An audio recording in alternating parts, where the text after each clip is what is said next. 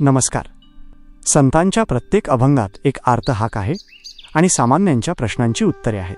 आपण शब्दांचा अर्थ तर वाचतो, पण त्यामागचा भाव समजून घेणे जास्त महत्त्वाचे आहे. आजचा हा व्हिडिओ तुम्हाला त्या दिव्य अनुभूतीपर्यंत घेऊन जाईल. विनंती आहे की हा व्हिडिओ पूर्ण पहा आणि या विचारांच्या प्रवाहात सहभागी व्हा. आज आपण संत ज्ञानेश्वर माऊलींच्या एका अत्यंत गहन आणि सुंदर अभंगाचा अर्थ समजून घेणार आहोत, जो आपल्या धावपळीच्या जीवनात मनाला शांती देणारा आहे. हा अभंग केवळ देवाच्या भक्तीबद्दल नाही, तर तो आपल्या मनातील द्वैत आणि अशांती दूर करण्याचा एक मार्ग आहे. या अभंगाचे आपल्या दैनंदिन जीवनात खूप मोठे महत्त्व आहे. आपण अनेकदा बाह्य गोष्टींमध्ये सुख शोधतो, पण माऊली सांगतात की जोपर्यंत तुमचे मन आतून शुद्ध होत नाही तोपर्यंत बाहेरचे सुख टिकणारे नसते. हा अभंग आपल्याला खालीलप्रमाणे बदल घडवण्यास मदत करतो. हा अभंग आपल्याला तुलना करण्याच्या सवयीतून बाहेर काढतो. जेव्हा आपण सर्वांमध्ये एकच ईश्वर पाहतो, तेव्हा राग आणि मत्सर संपतो. आपली बुद्धी विचलित होण्यापासून वाचते. कामात एकाग्रता वाढवण्यासाठी या अभंगातील तत्वज्ञान अत्यंत मोलाचे आहे. हा अभंग आपल्याला शिकवतो की खरी संपत्ती ही मनाचे समाधान आहे. त्यामुळे मानसिक ताणतणाव कमी होण्यास मदत होते.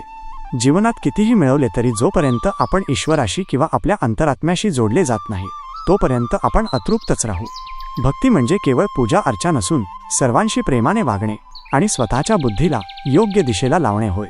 सतत नामस्मरण आणि चांगल्या विचारांचे चिंतन केल्यास जगातील कोणतेही संकट आपल्याला डगमगून टाकू शकत नाही. संत ज्ञानेश्वर महाराजांचा हा अभंग म्हणजे अध्यात्मातील एक अतिशय खोल आणि रसाळ विचार आहे. आज आपण या अभंगाचा भावार्थ विश्लेषण, सामाजिक संदेश, संताचा नैतिक धडा व उदाहरण समजून घेणार आहोत. पहिला चरण, समाधी हरीची समसुखे वीण, न साधेल जाण द्वैतबुद्धी. भावार्थ विश्लेषण. या चरणात माऊली सांगतात की विठ्ठलाशी किंवा त्या परमात्म्याशी एकरूप होणे म्हणजे समाधी होय. पण ही समाधी तेव्हाच शक्य आहे जेव्हा आपल्या मनात द्वैतबुद्धी नसेल. द्वैत म्हणजे मी वेगळा आणि देव वेगळा हा भाव. जोपर्यंत आपण स्वतःला जगापेक्षा किंवा देवापेक्षा वेगळे समजतो, तोपर्यंत आपल्याला त्या परमसुखाचा अनुभव घेता येत नाही. सामाजिक संदर्भ आणि नैतिक धडा. ज्ञानेश्वर महाराजांच्या काळात समाज हा जातीपाती, उच्च नीच आणि अस्पृश्य अशा भेदांनी पोखरलेला होता. समाजात प्रचंड द्वैत म्हणजेच भेदभाव होता.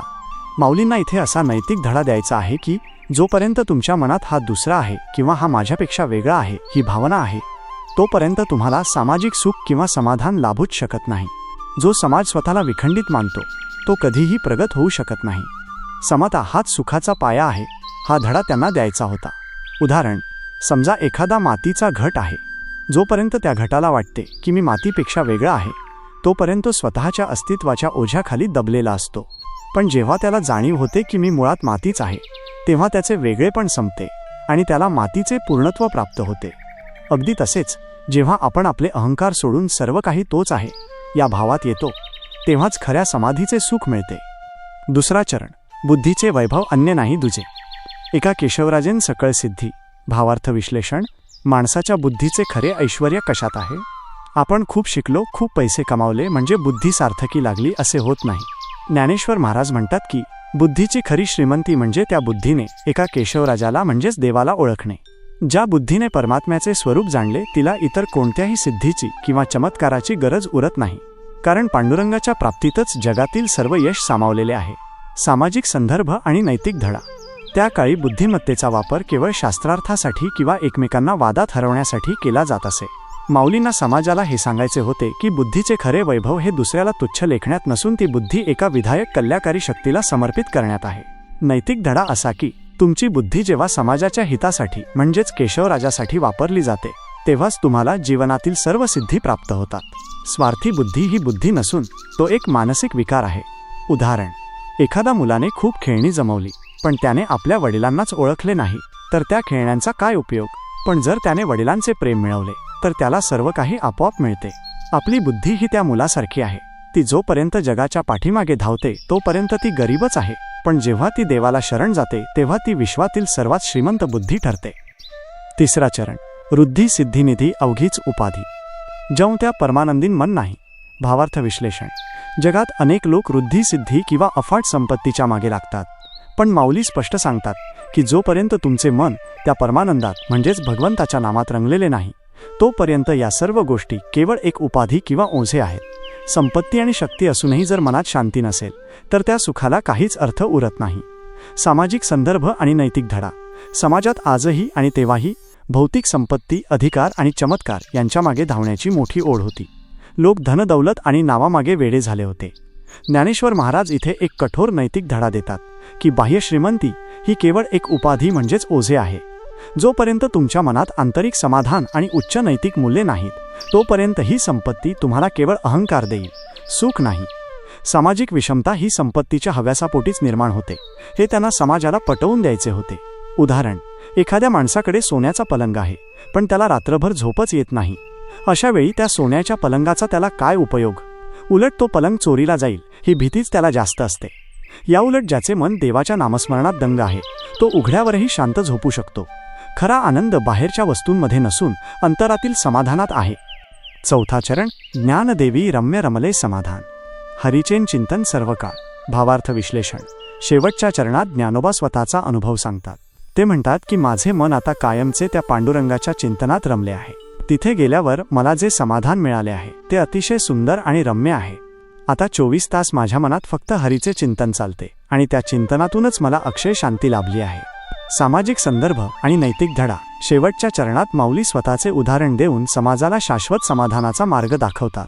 त्या काळी समाजात वैफल्य आणि भीतीचे वातावरण होते. लोक छोट्या संकटांनी खचून जात असत. माऊलींना असा धडा द्यायचा होता की जेव्हा तुम्ही तुमचे आयुष्य एका ध्येयासाठी म्हणजेच मानवतेच्या चिंतनासाठी समर्पित करता, तेव्हाच तुम्हाला रम्य समाधान मिळते. हे समाधान बाजारात विकत मिळत नाही, तर ते सातत्यपूर्ण उदात्त विचारांतून निर्माण होते. उदाहरण, जशी एखादी नदी समुद्राला जाऊन मिळते तेव्हा तिचा प्रवाह शांत होतो. तिला आता कुठेही जायची घाई नसते, कारण ती तिच्या ध्येयापर्यंत पोहोचलेली असते. ज्ञानेश्वर महाराजांचे मन सुद्धा आता हरिनामाच्या सागरात मिसळले आहे. त्यामुळे त्यांना आता जगातील कोणत्याही अशाश्वत सुखाची ओढ राहिलेली नाही. हा संपूर्ण अभंग उदाहरणातून समजून घेऊ. समजा तुम्हाला ऑफिसमध्ये किंवा व्यवसायात एखादा मोठा तोटा झाला. तुम्ही चिडचिड कराल, कोणाला तरी दोष द्याल, द्वैतबुद्धी. जर तुम्ही समसुख अनुभवले असेल तर तुम्ही शांत राहाल. तुम्ही विचार कराल की हे सुद्धा त्या केशवराजाचीच इच्छा आहे. ही शांतता म्हणजेच समाधी. जेव्हा तुम्हाला बाह्य संकटातही आतून डिस्टर्ब होत नाही, तेव्हा समजावे की तुम्ही हा अभंग अनुभवत आहात. आजच्या म्हणजेच सध्याच्या काळातील नवीन पिढीसाठी अभंगाचा संदेश त्यांच्या भाषेत. प्रिय तरुण मित्रांनो, आज आपण कनेक्टेड आहोत, पण कलेक्टेड शांत नाही आहोत. ज्ञानेश्वर माऊली या अभंगातून आपल्याला मेंटल हेल्थ आणि फोकसचे सर्वात मोठे रहस्य सांगत आहेत. तुमची व्हॅल्यू तुमच्या फॉलोअर्सवर किंवा सॅलरीवर ठरत नाही. जोपर्यंत तुम्ही स्वतःला इतरांपेक्षा वेगळे, कमी किंवा जास्त समजून धावत राहाल, तोपर्यंत खरं सुख, समाधी मिळणार नाही. सेल्फ ॲक्सेप्टन्स हीच खरी सुरुवात आहे. केवळ माहिती, डेटा म्हणजे बुद्धी नाही. खरी बुद्धी ती जी तुम्हाला तुमच्या ध्येयावर, द हायर पर्पज, स्थिर ठेवते. डिस्ट्रॅक्शन्सच्या जगात डीप फोकस हेच बुद्धीचे खरे वैभव आहे. महागड्या गाड्या, ब्रँडेड कपडे किंवा सोशल मीडियावरील व्हॅलिडेशन ही उपाधी आहे, म्हणजेच तात्पुरते ओझे आहे. जोपर्यंत तुम्हाला तुमच्या आत शांत वाटत नाही, तोपर्यंत बाहेरील सक्सेस तुम्हाला समाधान देऊ शकत नाही. ज्याला माऊली सर्वकाळ चिंतन म्हणतात, त्यालाच आजच्या भाषेत फ्लो स्टेट म्हणता येईल. जेव्हा तुम्ही तुमच्या कामात किंवा जीवनात इतके एकरूप होता की तुम्हाला वेळेचे भान राहत नाही, तेव्हाच तुम्हाला खऱ्या समाधानाचा अनुभव येतो. थोडक्यात सांगायचे तर बाहेरच्या गोंगाटात स्वतःला शोधण्यापेक्षा आतल्या शांततेशी कनेक्ट व्हा. तोच हरी आहे आणि तेच खरे समाधान आहे. तुमच्यासाठी आजची कृती. हा अभंग आपल्याला शिकवतो की खरी संपत्ती बाहेर नसून आपल्या मनात आहे. भेदाभेद सोडून बुद्धीला एकाग्र करून ईश्वरी तत्वाचे किंवा आपल्या ध्येयाचे सतत चिंतन करणे म्हणजे समाधान मिळवणे होय. आज दिवसभरात तुम्ही ज्या व्यक्तीला तुमचा शत्रू किंवा स्पर्धक मानता, तिच्याकडे द्वैत सोडून पहा. त्या व्यक्तीतील उणिवा शोधण्याऐवजी तिच्यातही तेच ईश्वरी तत्व आहे असा विचार करून एक छोटेसे सकारात्मक पाऊल, उदाहरणार्थ स्मितहास्य किंवा कौतुक उचला. अनुभवा, तुम्हाला मिळते का समाधान? धन्यवाद. मित्रांनो, ज्ञानेश्वर महाराजांचा हा अभंग आपल्याला एक असा समाज घडवण्याचं आवाहन करतो जिथे भेदभाव नसेल, जिथे बुद्धी लोककल्याणासाठी वापरली जाईल, जिथे संपत्तीपेक्षा गुणांना महत्त्व असेल आणि जिथे प्रत्येक व्यक्ती सेवेच्या आनंदात रमेल. हाच खरा मानवतावादी धर्म संतांना आपल्याला शिकवायचा होता. भक्ती म्हणजे केवळ वारी नाही, तर संतांचे विचार आचरणात आणणे हीच खरी वारी आहे. भावार्थ संतवाणी हा तुमचा आणि आमचा एक सात्विक संवाद आहे. हा व्हिडिओ तुमच्या मित्रपरिवारासोबत नक्की शेअर करा. कमेंटमध्ये माऊली लिहायला विसरू नका. पुंडलिक वरदा हरी विठ्ठल. श्री ज्ञानदेव तुकाराम. पंढरीनाथ महाराज की जय.